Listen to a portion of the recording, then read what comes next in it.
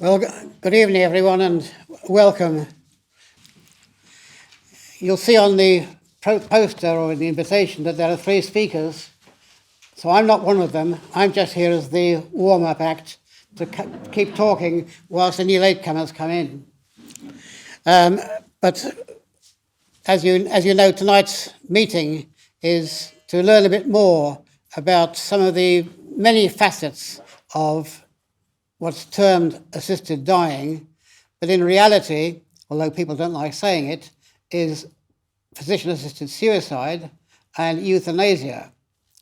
And when you say euthanasia, people's feelings get a bit uncomfortable, but unfortunately, when it comes to legislation, that is what we have to be faced with.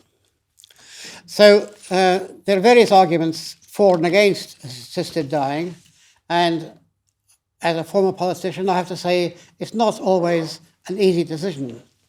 But what is important is that all state members should make an informed decision, and the objective tonight is to try to give a bit more information to all of us about some of the aspects of assisted dying which maybe we haven't considered sufficiently carefully.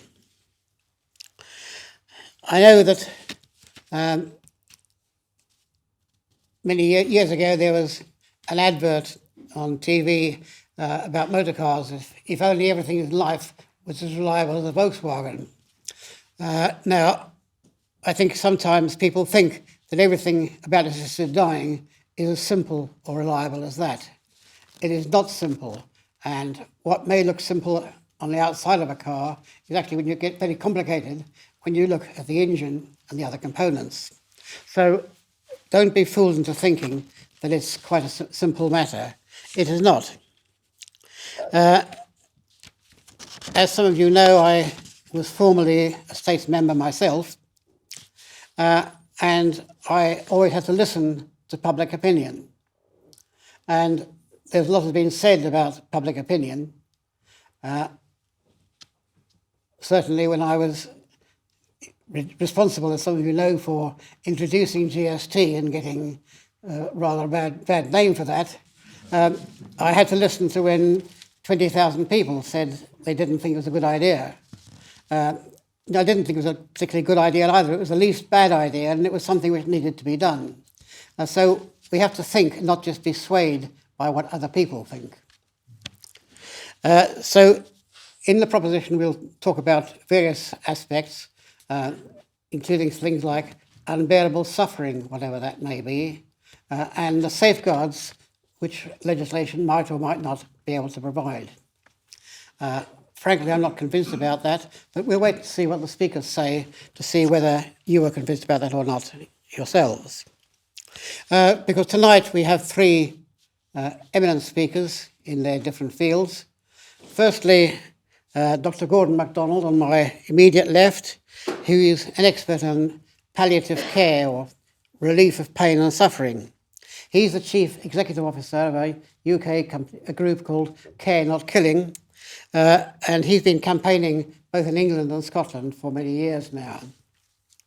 Next to him is Dr. Rachel Ruddy. She is a local consultant psychiatrist, and she's had 20 years' experience dealing with mental issues, which perhaps have been rather overlooked in this question of assisted dying, and who has the capacity to make those decisions, and are they informed, rational, and unencumbered decisions? So I look forward to hearing what she has to say. And finally, Peter Williams on the far side there is a communications consultant. He comes from Oxford, the Anscombe Bioethics Centre. He's been responsible, and I thank you very much, Peter, for the website, which we will see later on in the evening, and for a lot of the communication material which is before us. Tonight, each of those speakers will speak in turn. I'd suggest that what we do is we let them speak, and if you've got any immediate questions after they've spoken, we'll have a short break for them to answer them. But then when all three have spoken, we can have questions from the floor more generally. And I'd ask if those are questions, not speeches, because the shorter the question, the shorter the answer, and the more we'll get through before the evening closes. The evening, I hope, will close by about 9 o'clock or just after, but I want to make sure we've all had a chance to listen, to understand, and to ask any questions we may want to ask. So that's enough from me. I'll now hand over to Gordon MacDonald to make the first presentation.